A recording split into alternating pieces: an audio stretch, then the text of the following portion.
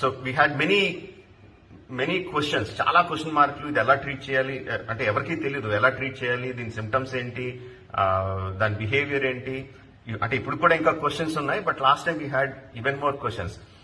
ఆ టైంలో మా ఫ్యామిలీ మొత్తం అందరికి వచ్చినప్పుడు our family doctor Shankar Prasad garu almost 15 years నుంచి మా family doctor. The way he treated us, మమ్మల్ని ట్రీట్ చేసిన విధానంలో నాకు చాలా గురి కుదిరింది. ఈజ్ బోత్ అన్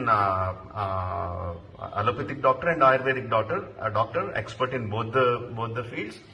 బట్ ఏదో ఒక ఆర్మ్ ఆఫ్ మెడిసినే కరెక్ట్, ఇంకోటి కంప్లీట్ గా తప్పు అని కాకుండా ఏదైనా సరే ముందు పేషెంట్ ని రికవర్ చేయడానికి ఎందులో ఏది బెస్ట్ మెథడ్స్ ఉన్నాయో, ప్రాక్టీసెస్ ఉన్నాయో దాన్ని అప్లై చేసి పేషెంట్ ని బెటర్ చేయడం is the principal duty of a doctor.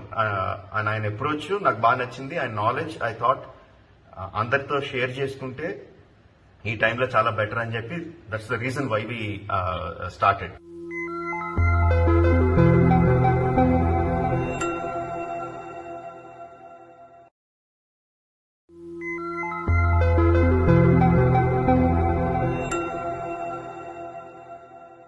అసలు ఈ పాండమిక్స్ మనకి ఎప్పుడు వినలేదు. లాస్ట్ ఇయర్ బిఫోర్ వరకు పాండమిక్ అన్న పదం కూడా తెలియదు. Why do they happen in the first place? Pandemics అనేవి ఇంతకుముందు కూడా మనకి అయ్యాయండి. మనకి లేటెస్ట్ పాండమిక్ హ్యాపెండ్ ఇన్ 2009. మనకి స్వైన్ ఫ్లూ అనే పాండమిక్ వచ్చినప్పుడు పాండమిక్స్ అవ్వడానికి ఒక భూమిక ఉంటుందండి, ఒక బేసిక్ ప్లాట్ఫామ్ ఉంటుంది. ఫస్ట్ థింగ్ ఏంటంటే సివియర్ డ్యామేజ్ టు నేచర్, అంటే మనని బ్యాలెన్స్ చేసే ఫోర్సెస్ ఏవైతే ఉంటాయో మెయిన్గా మన ఎర్త్ కానీ లేకపోతే మనం పీలుస్తున్నటువంటి గాలి కానీ, ఆ గాలిని కంట్రోల్ చేస్తున్నటువంటి కరెంట్స్ కానీ, అలానే మనం తాగేటువంటి నీరు కానీ, వీటి యొక్క బేసిక్ ఉనికి చాలా డిస్టర్బ్ అయినప్పుడు నెట్ రిజల్ట్ ఏమవుతుందంటే seasons will be grossly abnormal. మనం తినే ఆహారంలో సారం తగ్గిపోతుంది. సో న్యూట్రిషన్ తగ్గిపోవటం వల్ల people will become more prone. రెండవది డైరెక్ట్గా ఎన్విరాన్మెంటల్ ఇన్ఫ్లుయెన్సెస్ వల్ల 2 things విల్ హ్యాపెన్. అంటే మన ఇమ్యూనిటీ తగ్గటం, మనకి డిజీజ్ ప్రోన్నెస్ పెరగటం, అలానే వైరస్ కండ్యూసివ్గా ఉండేటువంటి ఎన్విరాన్మెంట్ జనరేట్ అవుతుంది.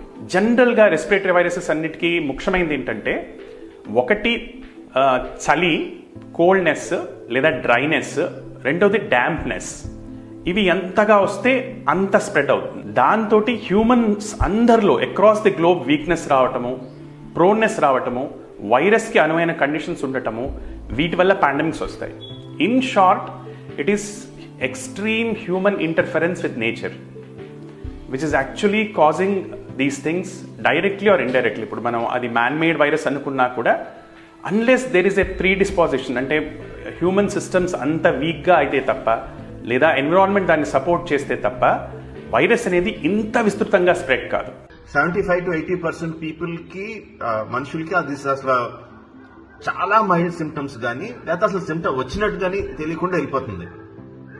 వేరేజ్ ఒక 20-25% లో అది చాలా సివియర్ గా చూపిస్తుంది, హాస్పిటలైజేషన్ కి గురి చేస్తుంది, కొన్నిసార్లు ప్రాణాలు కూడా పోతున్నాయి. ఈ 75% బ్రాకెట్ లో నేను ఉండాలంటే నేను ఏం చేయాలి? నేను కాదు, ఫర్ ఎవ్రీవన్. ఒకటే వైరస్ తోటి డిఫరెంట్ పీపుల్కి, కొంతమందికి మైల్డ్గా వస్తుంది, కొంతమందికి మోడరేట్గా వస్తుంది, కొంతమంది సివియర్గా వస్తుంది. సో ఈ సింపుల్ విషయంతో మనకు అర్థమయ్యేది ఏంటంటే తేడా వైరస్లో కన్నా కూడా మనిషి దానికి రెస్పాండ్ అవుతున్నటువంటి విధానంలో ఉంది. దీన్ని హోస్ట్ రెస్పాన్స్ అంటాం. Nobody dies of an infection, people die of dysregulated host response. అంటే మన రెస్పాన్స్ కనుక సరిగ్గా లేకపోతే, తక్కువగా ఉన్నా అతిగా ఉన్నా, దాని వలన జబ్బు ముదురుతుంది తప్పించి వైరస్ వలన జరిగే డ్యామేజ్ చాలా కొద్ది వ్యాధుల్లో జరుగుతుంది. అంటే ఒక ఆర్గానిజం వల్ల వచ్చేటువంటి డ్యామేజ్ కొద్ది వ్యాధుల్లో జరుగుతుంది. సో కీ ఏంటంటే మన బాడీ కరెక్ట్గా ఎలా రెస్పాండ్ అవ్వాలి. What makes the body to respond in a positive way. Age పెరుగుతున్నా కొద్దీ బీపీ, షుగర్, గుండె జబ్బులు, ఆస్మా, సిఓపిడి ఇటువంటి జబ్బులు ఉంటుంటే కనుక వాళ్ళకి సివియరిటీ వస్తుంది అనుకుంటున్నాం. కానీ ఈ వేవ్లో అలా జరగలేదు. చాలా మందికి లేని వాళ్ళకి కూడా వచ్చాయి. కానీ వీళ్ళందరిలో కూడా కన్సిస్టెంట్గా మనకు ప్యాటర్న్ కనిపిస్తుంది. మొదటిది ఏంటంటే ఇన్ఫెక్షన్ వచ్చే ముందర దాకా వాళ్ళు ఫాలో అవుతున్నటువంటి లైఫ్ స్టైల్, సివియర్ స్ట్రెస్లో వర్క్ చేస్తుండటం, that has become part of their life. Number 1.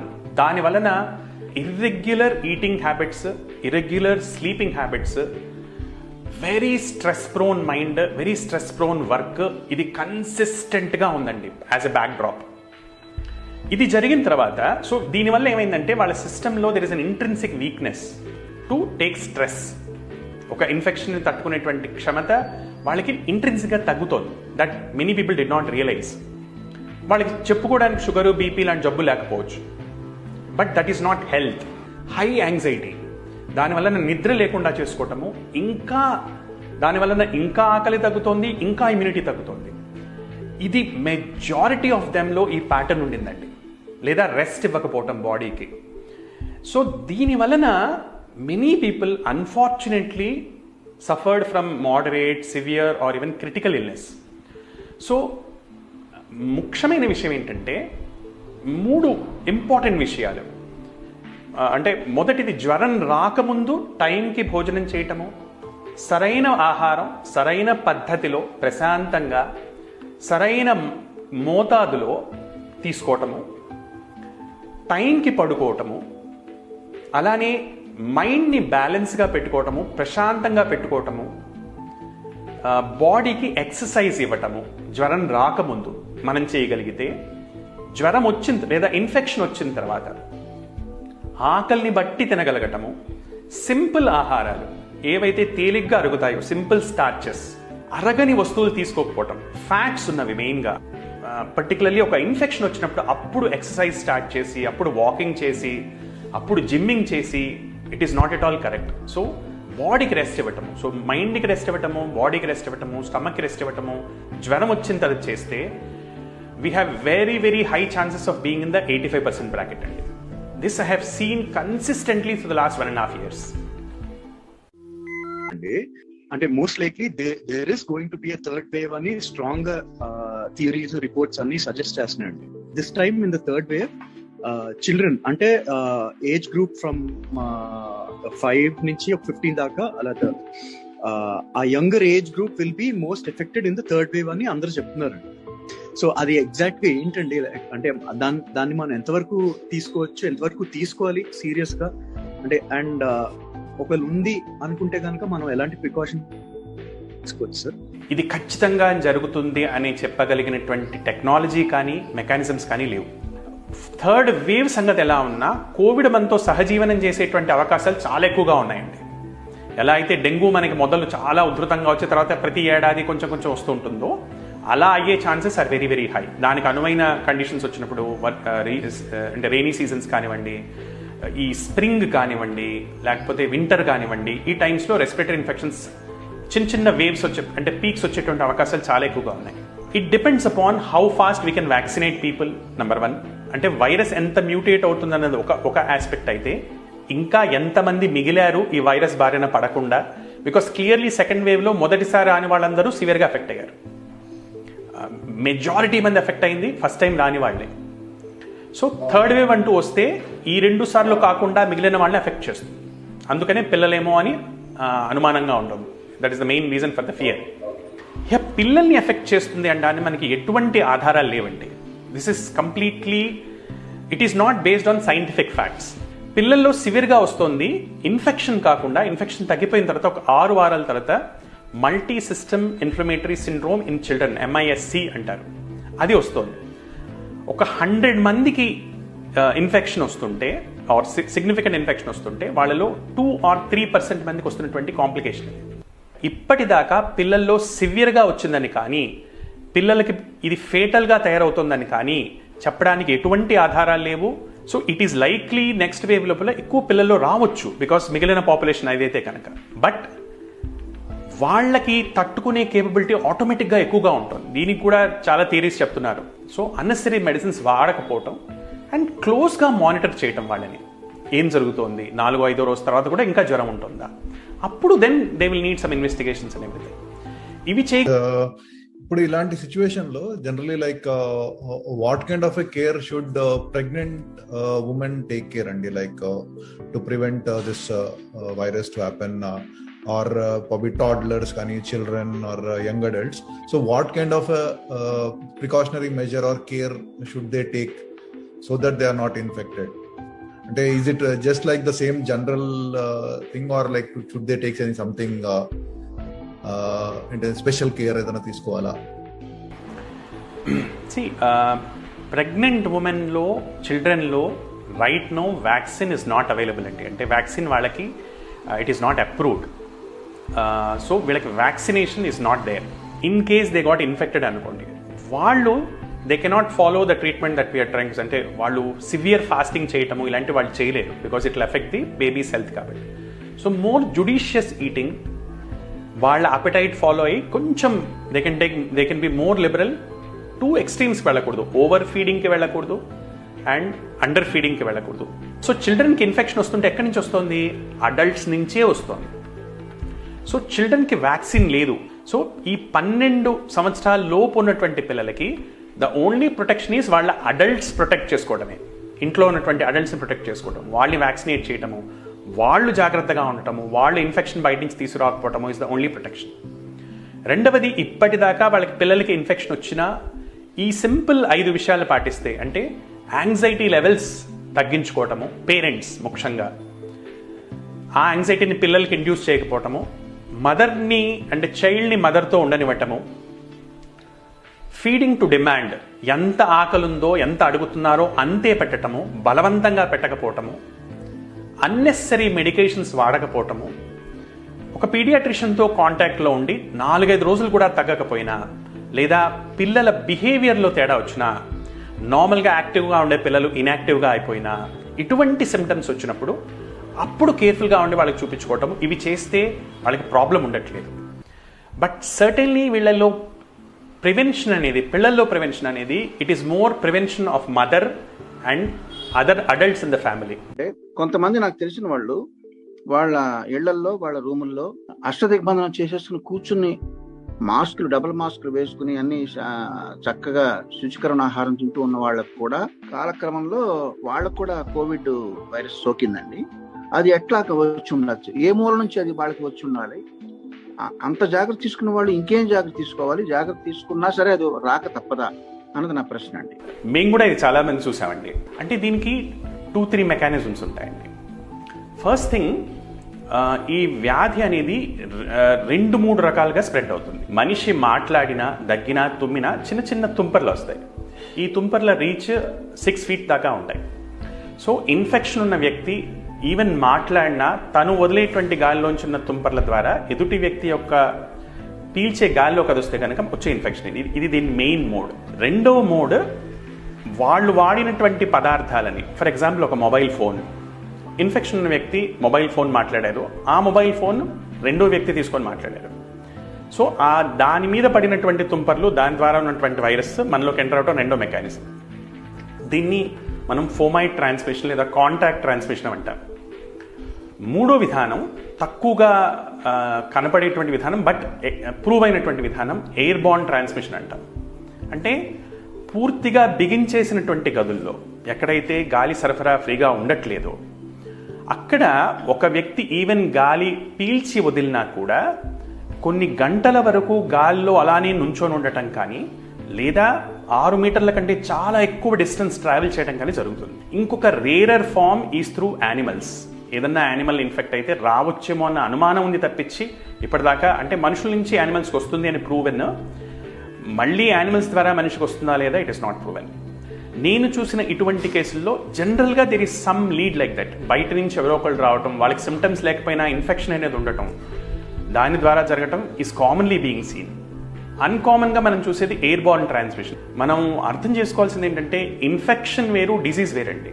గాలి పీల్చడం ద్వారా మనకి వైరస్ లోపలికి వస్తుంది, కానీ మన శరీరం దాని పట్ల సరిగ్గా స్పందించకపోతేనే మనకి జబ్బు వస్తుంది. చాలామంది ఏమనుకుంటారంటే ఇమ్యూనిటీ అంటే మనం ఏం తింటున్నాం అనుకుంటారు. కానీ అందరూ నెగ్లెక్ట్ చేస్తున్న పాయింట్ ఏంటంటే, ఎన్నింటికి పడుకుంటున్నాము, ఎన్నింటికి లేస్తున్నాము, ఎన్నింటికి తింటున్నాము, ప్లస్ స్టేట్ ఆఫ్ మైండ్ ఎలా ఉంది, మనసు ఎంత ప్రశాంతంగా ఉంటుంది. సో ఈ ఫ్యాక్టర్స్ అన్నిటినీ కనుక కట్టడి చేసుకుంటే మనం need not be so scared about inhaling the virus. చక్కగా ఎక్స్ప్లెయిన్ చేశారండి, చాలా సంతోషం. Doctor, the other question, conventional మన ఆయుర్వేదం మెథడ్లో వెళ్తే బెటరా దీన్ని ట్రీట్ చేయడానికి? like allopathy way better?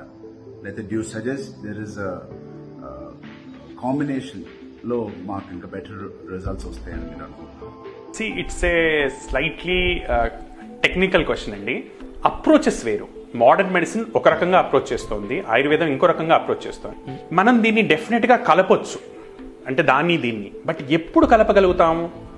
మనకి ఇది దాని అవగాహన ఉంటే తప్పకుండా కలపగలుగుతాం. మోడర్న్ మెడిసిన్ యొక్క మెయిన్ అప్రోచ్ జర్మ్ బేస్డ్గా ఉంటుంది. సో కోవిడ్ని చంపటం ఎలా అన్నది మెయిన్ అప్రోచ్గా ఉంటుంది, లేదా ఇంకో ఇన్ఫెక్షన్ ఉంది అనుకోండి, that is the main approach.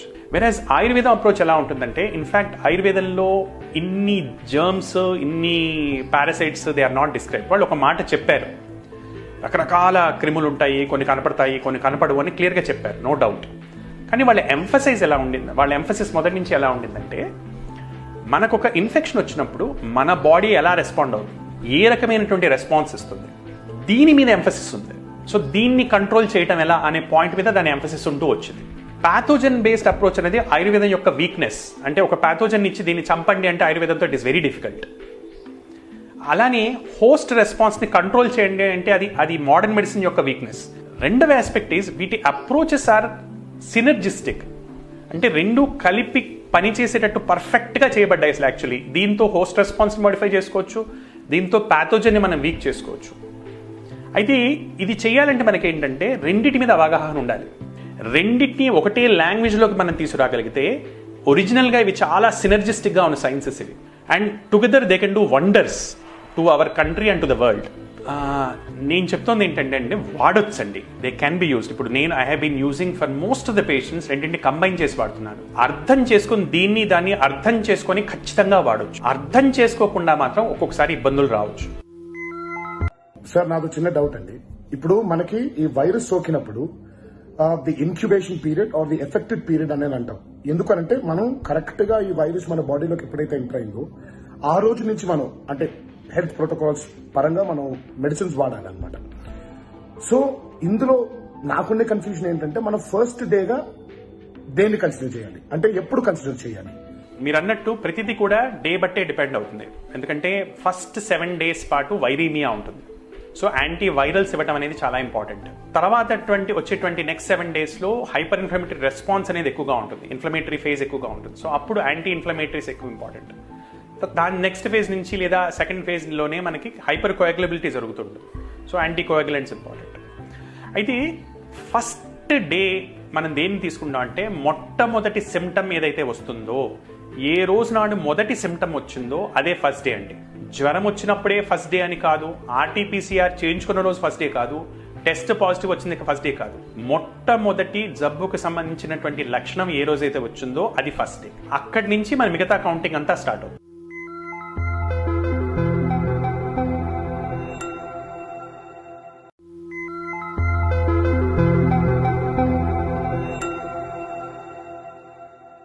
Sir, నాకు చిన్న డౌట్ అండి. ఇప్పుడు మనకి ఈ వైరస్ సోకినప్పుడు the incubation period are the affected period అనేది అంటాం. ఎందుకనంటే మనం కరెక్ట్ గా ఈ వైరస్ మన బాడీలోకి ఎప్పుడైతే ఎంటర్ అయిందో ఆ రోజు నుంచి మనం అంటే హెల్త్ ప్రోటోకాల్స్ పరంగా మనం మెడిసిన్స్ వాడాలన్నమాట. సో ఇందులో నాకుండే కన్ఫ్యూజన్ ఏంటంటే, మనం ఫస్ట్ డేగా దేన్ని కన్సిడర్ చేయాలి, అంటే ఎప్పుడు కన్సిడర్ చేయాలి? మీరు అన్నట్టు ప్రతిదీ కూడా డే బట్టే డిపెండ్ అవుతుంది. ఎందుకంటే ఫస్ట్ 7 days పాటు వైరీమియా ఉంటుంది. సో యాంటీ వైరల్స్ ఇవ్వడం అనేది చాలా ఇంపార్టెంట్. తర్వాత వచ్చేటువంటి నెక్స్ట్ 7 daysలో హైపర్ ఇన్ఫ్లమేటరీ రెస్పాన్స్ అనేది ఎక్కువగా ఉంటుంది, ఇన్ఫ్లమేటరీ ఫేజ్ ఎక్కువగా ఉంటుంది. సో అప్పుడు యాంటీ ఇన్ఫ్లమేటరీస్ ఎక్కువ ఇంపార్టెంట్. దాని నెక్స్ట్ ఫేజ్ నుంచి లేదా సెకండ్ ఫేజ్లోనే మనకి హైపర్ కోయాగులబిలిటీ జరుగుతుంది. So anti coagulants important. అయితే ఫస్ట్ డే మనం దేన్ని తీసుకుంటాం అంటే, మొట్టమొదటి సిమ్టమ్ ఏదైతే వస్తుందో, ఏ రోజు నాడు మొదటి సిమ్టమ్ వచ్చిందో అదే ఫస్ట్ డే అండి. జ్వరం వచ్చినప్పుడే ఫస్ట్ డే అని కాదు, ఆర్టీపీసీఆర్ చేయించుకున్న రోజు ఫస్ట్ డే కాదు, టెస్ట్ పాజిటివ్ వచ్చింది ఫస్ట్ డే కాదు. మొట్టమొదటి జబ్బుకు సంబంధించినటువంటి లక్షణం ఏ రోజైతే వచ్చిందో అది ఫస్ట్ డే. అక్కడి నుంచి మన మిగతా కౌంటింగ్ అంతా స్టార్ట్ అవుతుంది.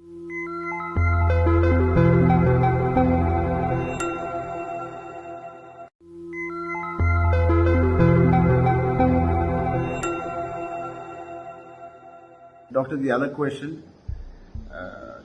కన్వెన్షనల్ మన ఆయుర్వేదం మెథడ్లో వెళ్తే బెటరా దీన్ని ట్రీట్ చేయడానికి, లేకపోతే అలోపతి వే బెటరా? లేకపోతే డ్యూ సజెస్ట్ దెర్ ఇస్ కాంబినేషన్లో మాకు ఇంకా బెటర్ రిజల్ట్స్ వస్తాయని మీరు అనుకుంటున్నాను? It's a slightly technical question అండి. అప్రోచెస్ వేరు. మోడర్న్ మెడిసిన్ ఒక రకంగా అప్రోచ్ చేస్తోంది, ఆయుర్వేదం ఇంకో రకంగా అప్రోచ్ చేస్తోంది. మనం దీన్ని డెఫినెట్గా కలపొచ్చు, అంటే దాన్ని. బట్ ఎప్పుడు కలపగలుగుతాము? మనకి ఇది దాని అవగాహన ఉంటే తప్పకుండా కలపగలుగుతాం. మోడర్న్ మెడిసిన్ యొక్క మెయిన్ అప్రోచ్ జర్మ్ బేస్డ్గా ఉంటుంది. సో కోవిడ్ని చంపటం ఎలా అన్నది మెయిన్ అప్రోచ్గా ఉంటుంది, లేదా ఇంకో ఇన్ఫెక్షన్ ఉంది అనుకోండి, that is the main approach. వెరాజ్ ఆయుర్వేదం అప్రోచ్ ఎలా ఉంటుందంటే, ఇన్ఫ్యాక్ట్ ఆయుర్వేదంలో ఇన్ని జర్మ్స్, ఇన్ని parasites they are not describe. వాళ్ళు ఒక మాట చెప్పారు, రకరకాల క్రిములు ఉంటాయి, కొన్ని కనపడతాయి, కొన్ని కనపడవు అని క్లియర్గా చెప్పారు, no doubt.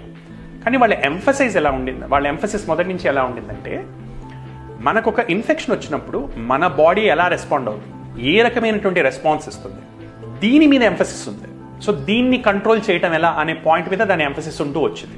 Pathogen based approach అనేది ఆయుర్వేదం యొక్క వీక్నెస్. అంటే ఒక పాథోజన్ ఇచ్చి దీన్ని చంపండి అంటే ఆయుర్వేదంతో ఇట్ ఈస్ వెరీ డిఫికల్ట్. అలానే హోస్ట్ రెస్పాన్స్ని కంట్రోల్ చేయండి అంటే అది మోడర్న్ మెడిసిన్ యొక్క వీక్నెస్. రెండవ ఆస్పెక్ట్ ఈజ్ వీటి అప్రోచెస్ ఆర్ సినర్జిస్టిక్. అంటే రెండు కలిపి పనిచేసేటట్టు పర్ఫెక్ట్గా చేయబడ్డాయి అసలు యాక్చువల్లీ. దీంతో హోస్ట్ రెస్పాన్స్ మోడిఫై చేసుకోవచ్చు, దీంతో పాథోజన్ని మనం వీక్ చేసుకోవచ్చు. అయితే ఇది చేయాలంటే మనకేంటంటే రెండిటి మీద అవగాహన ఉండాలి. రెండింటిని ఒకటే లాంగ్వేజ్లోకి మనం తీసుకురాగలిగితే, ఒరిజినల్గా ఇవి చాలా సినర్జిస్టిక్గా ఉన్న సైన్సెస్ ఇవి, and together they can do wonders to our country and to the world. నేను చెప్తోంది ఏంటంటే అండి, వాడొచ్చండి, దే క్యాన్ బి యూస్డ్. ఇప్పుడు నేను I have been using for most of the patients రెండింటిని కంబైన్ చేసి వాడుతున్నాను. అర్థం చేసుకుని దాన్ని అర్థం చేసుకొని ఖచ్చితంగా వాడొచ్చు. అర్థం చేసుకోకుండా మాత్రం ఒక్కొక్కసారి ఇబ్బందులు రావచ్చు.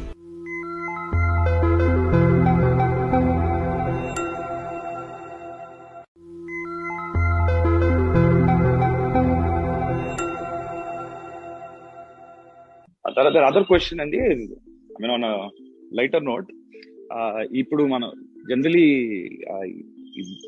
Getting a hair cut or with mask or you know మన ఒక బార్బర్ షాప్కి వెళ్ళి గడ్డం తీసుకోవడం కానీ హెయిర్ కట్ చేయించుకోవడం కానీ, ఇది ఒకటైతే, and playing a sport like say volleyball with ఒక group sport with mask, is that okay?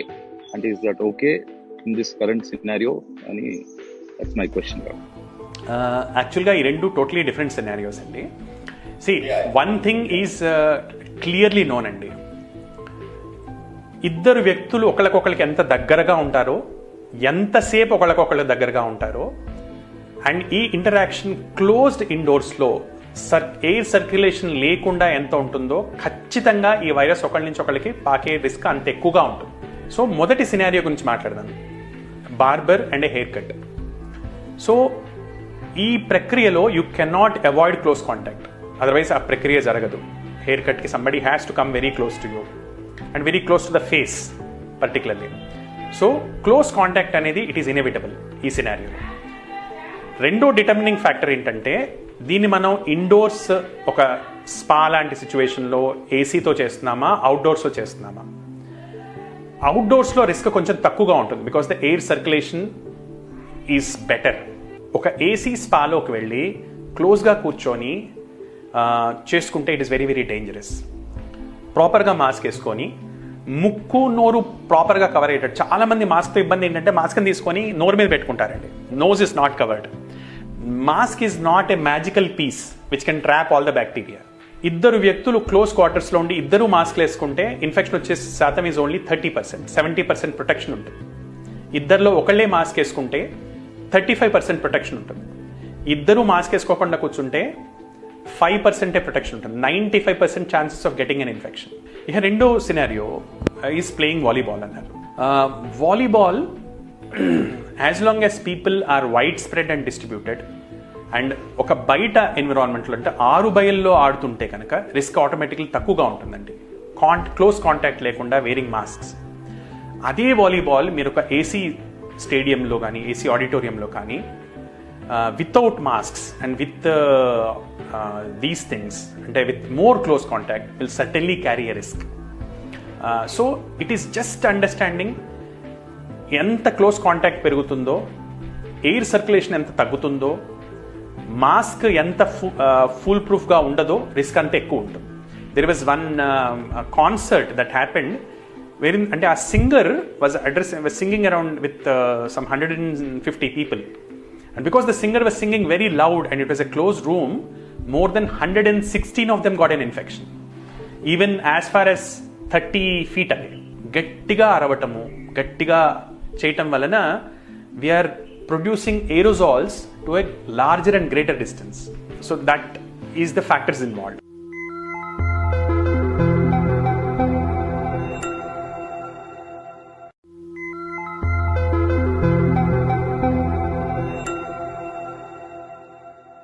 నాదొక ప్రశ్న అండి. చెప్పండి. నాకు తెలిసిన కొంతమంది మిత్రులు బాగా స్మోకింగ్ అలవాటు ఉండేవాళ్ళు నాకు ఒక వీడియో ఫార్వర్డ్ చేశారండి. వాళ్ళు చెప్పేది ఏంటంటే smoking is injuries to health అంటారు, కానీ ఈ సమయాల్లో అంటే స్మోకింగ్ చేసే వాళ్ళకి కోవిడ్ రావట్లేదు, వచ్చిన వాళ్ళని ఏం చేయట్లేదు, ఎందుకంటే ఆల్రెడీ నికోటిన్ పీలుస్తున్నారు కాబట్టి అది స్ట్రాంగ్ గా వైరస్ ని తరిమి కొట్టేస్తుందనే లెవెల్లో ఆ వీడియో ఉందండి. ఈ రోజుల్లో వాట్సాప్ లో వచ్చే వీడియోలో ఏది నమ్మాలో ఏది నమ్మకూడదో తెలియదు కాబట్టి ఎట్లాంటిది ఎన్కౌంటర్ చేసినప్పుడు మీలాంటి వాళ్ళని అడిగి తెలుసుకుందామని ఆ ప్రశ్న కూడా మిమ్మల్ని అడుగుతున్నానండి. అంటే nothing can be farther to truth అండి. స్మోకింగ్ వైరస్, నికోటిన్ వైరస్ని ఎఫెక్ట్ చేసేదానికన్నా హ్యూమన్ బాడీని అంతకంటే చాలా ఎక్కువగా ఎఫెక్ట్ చేస్తుంది. ఒక ఇంట్రెస్టింగ్ విషయం చెప్తాను. There is something called as medical smoking in ఆయుర్వేదం అండి. ధూమపానం అనే ఒక ప్రక్రియ ఉంది. బట్ చాలా మంది తెలియని విషయం ఏంటంటే it is never run through mouth, దాన్ని నోస్ ద్వారా పీల్చి చేస్తారు, and it is only occasional, అంటే ఒక పర్టికులర్ సిచ్యువేషన్లో వాడతారు. అది ఎప్పుడు హెల్ప్ఫుల్ ఉంటుందంటే ఫ్లెమ్ బాగా వస్తున్నటువంటి డిజార్డర్స్లో వాడతారు దాన్ని. స్మోకింగ్ వలన లంగ్కి జరిగే డ్యామేజ్ ఎక్కువ, లంగ్లో డ్రైనెస్ ఎక్కువగా ప్రొడ్యూస్ అవుతుంది. అతిగా స్మోక్ చేయడం వల్ల డ్రైనెస్ ప్రొడ్యూస్ అవుతుంది. ఈ డ్రైనెస్ ఫీచర్ ఉన్న వాళ్ళకే యాక్చువల్గా కోవిడ్ ఎక్కువగా వస్తుంది. స్మోక్ చేయటం వలన కోవిడ్ రాకుండా ఉంటుంది, స్మోక్ చేస్తే కోవిడ్ తగ్గుతుంది అనుకోవటం అవివేకం. రెండవది, అందరూ ఇగ్నోర్ చేస్తున్న ఇంకో పాయింట్ ఏంటంటే ఈ వైరస్ పీక్ అనేది లెట్స్ సే మనకి ఇవాళ ఎక్స్పోజర్ కలిగింది అనుకోండి, ఒక వ్యక్తికి ఇవాళ ఎక్స్పోజర్ కలిగింది అనుకోండి, నెక్స్ట్ 4 రోజుల పాటు ఎటువంటి సిమ్టమ్స్ ఉండవు. జనరల్గా 3 నుంచి 4 రోజుల పాటు సిమ్టమ్స్ మొదలయ్యే కంటే 2 రోజుల ముందే వైరస్ పీక్కి వెళ్ళిపోయింది. అప్పుడే అది రెస్పిరేటరీ ట్రాక్ట్లో ఈ ఏసీ రిసెప్టార్స్ ద్వారా సెల్లోకి వెళ్ళి కొన్ని లక్షల కాపీస్ చేసుకొని బ్లడ్లో స్ప్రెడ్ అయిపోయింది.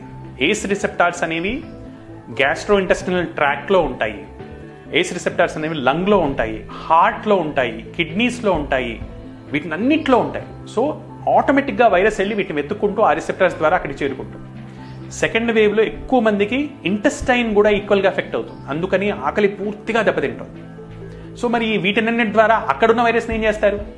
అందుకు ఇది సగం నాలెడ్జ్ తోటి చెప్పేటువంటి ఇన్ఫర్మేషన్స్ అండి. ఇది చక్కగా చెప్పారండి, అర్థమైంది. స్మోకింగ్ గురించి చాలా మిత్రుని మీరు చక్కగా బాగొట్టారు, చాలా సంతోషం అండి.